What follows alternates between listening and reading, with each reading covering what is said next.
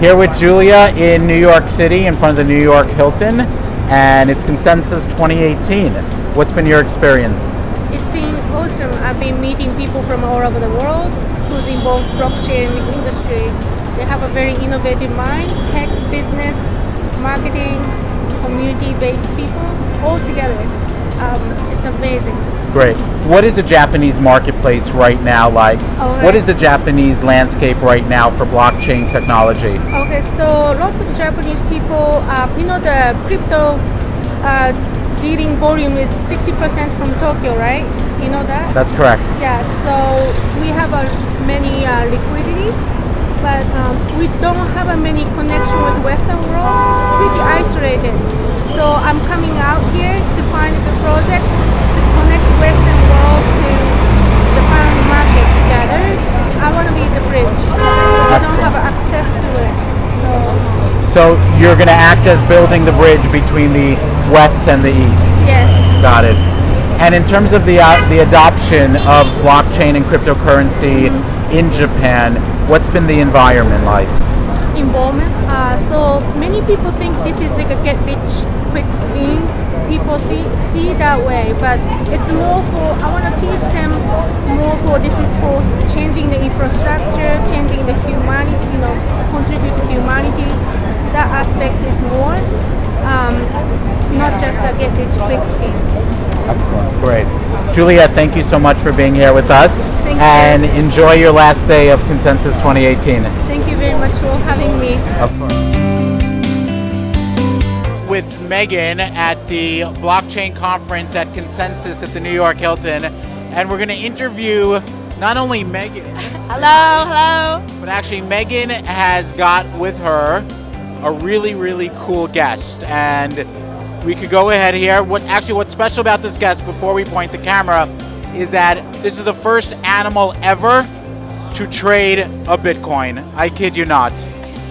It is true, folks. We are trading bones for Bitcoin. Here we go. Hi, love. Are you hungry? Say hi.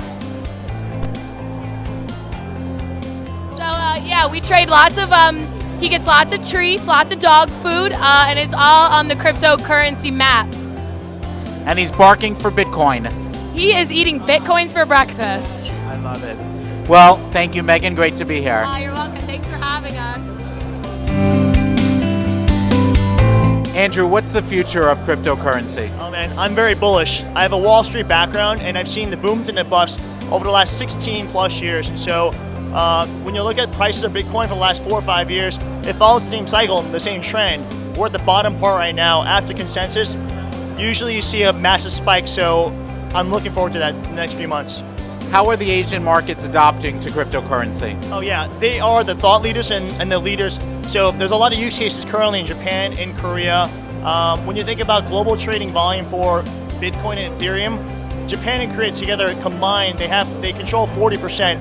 For Ethereum, it's 10%. So these are massive numbers. And when you think about the size of these countries compared to India, compared to China and the US, the fact that Korea and Japan move a lot of these, the prices of a lot of these coins, I think it speaks to itself. So Andrew, what does your company do? So my company is called FOMO Masternode, and we do a lot of different things. So number one, we provide investment, so it's investment vehicle into private sales.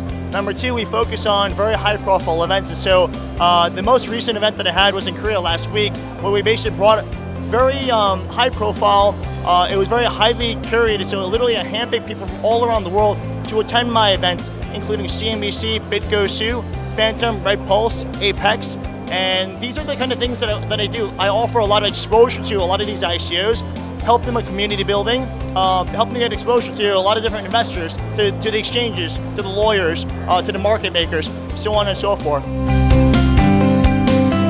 So Pratik, talk to me about the future of blockchain. What does it look like? Yep, the future sounds really interesting in terms of how we are seeing products.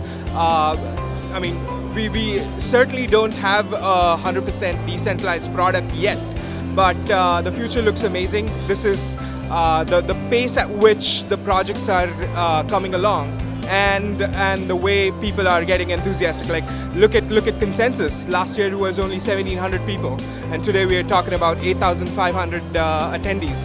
So looking at that, I really think we are going in the right direction, and blockchain is certainly the future. What are some of the challenges that people are having right now in terms of adopting digital currency? One of the challenges I think is the mindset that we've been using fiat for a long time. The mindset that, yeah, I mean, is it safe? Is it something that we really want to like work with along?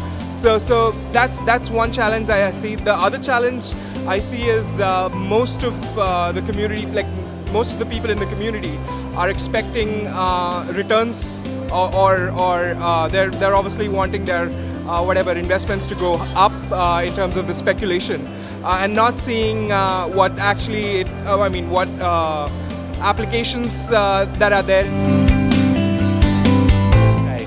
Karthik, what's the future of cryptocurrency? Crypto currencies एक नया asset class है और इसको बहुत सारे लोग invest कर रहे हैं इसमें। अभी ये बहुत फास्ट या बहुत तंदुरुस्त इसका ग्रोथ है। अभी इंडिया में अभी 10% बिटकॉइन ट्रेडर्स इंडिया से हैं। बहुत सारे यंग लोग इंडिया में बिटकॉइन खरीद रहे हैं और ये साउथ ईस्ट एशियन फिनोमेना है। अभी एशिया में बहुत सारा अभी इसका इम्पैक्ट है। क्रॉस बॉर्डर मनी ट्रांसफ़र बहुत सारे हो रहे हैं क्रिप्टो करेंसीज में। अनबैंक लोग बहुत सारे हैं इंडिया में, तो वो सब ये ब्लॉकचेन और क्रिप्टो करेंसीज में उनका बैंकिंग कर सकते हैं, तो अपॉर्चुनिटी बहुत बड़ा है। Here with Christopher. Christopher is from Switzerland, and he's going to tell us a bit about his company. Hi, yes, originally I'm from Romania, but now we are based in Switzerland, because all we do is about asset management. Last years we were involved in asset management, just ordinary class of assets. And now we are developing the blockchain asset management platform. It's the platform that enables launching crypto funds for everybody.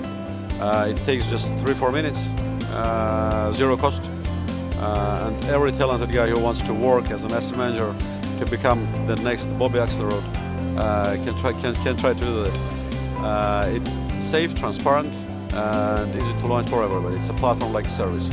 We're now developed the MVP, so I'm playing all the day, launching my own funds, and in 12-18 months we hope to get the license for that platform to make it the first licensed IT platform that can work without additional services and service providers, just all in one, with the help of our partners.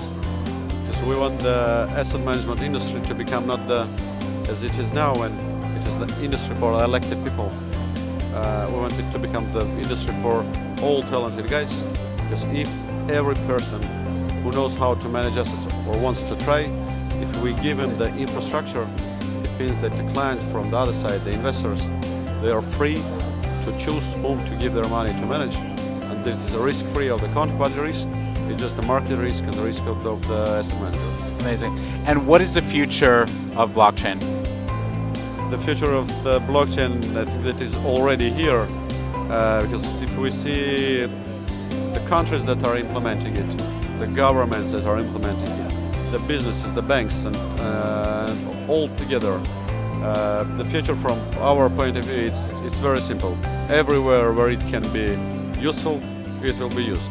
Everywhere there is no need of blockchain, there will be no blockchain. So it is, of course, here it has come to stay. But now maybe it will take several more years to make it easier to implement, because now there are great companies here who help big companies to implement it. But the small business, it will be maybe have this solution a little bit later, when it with more enterprise level solutions for small companies also. So let's talk about the future of blockchain. Yeah, I mean, this conference is great because what it shows is that the industry is gaining some legs under it. And so I think what's going to happen in the future, this year especially, is in terms of regulations, we're going to figure things out. We're going to be able to get the masses here. You see like Accenture here, IBM here. You're going to get these enterprise companies that are going to get on board. If they don't get on board, they're going to be in the dust. And I think one of the things I'm part of specifically is Reflective and our chain. And what we really need and what the industry needs is a scalable blockchain. And by the time we get to the end of the year, we're going to have a platform that's going to get to 40,000 transactions per second.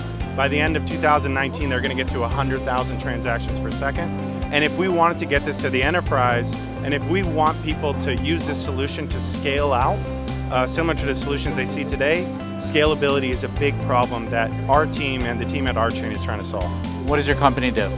Reflective Ventures is a venture arm of the OurChain Cooperative, which is a highly scalable blockchain. And what we do is we invest in blockchain companies that build on top of the OurChain blockchain and help the ecosystem in some way. And so we have close to a $200 million fund, and we funded about 8 different companies, and we plan to fund anywhere from 60 to 100 companies by the end of the year.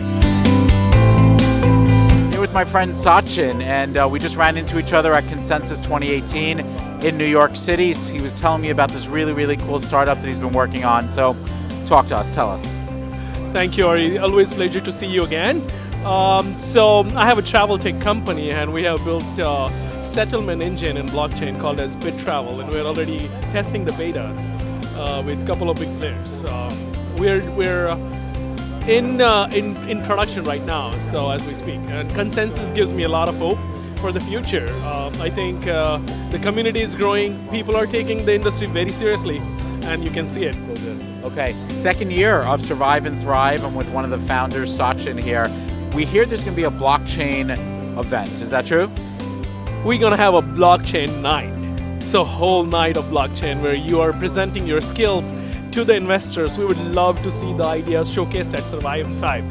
It's going to be in Malibu, California, and we're going to see you there as well. Yes. What do you think? I was there last year, not in Malibu, I was in New York, and it was a phenomenal experience. So this year you guys are going to double down, huh? 100%. I think we have a lot of big players from blockchain.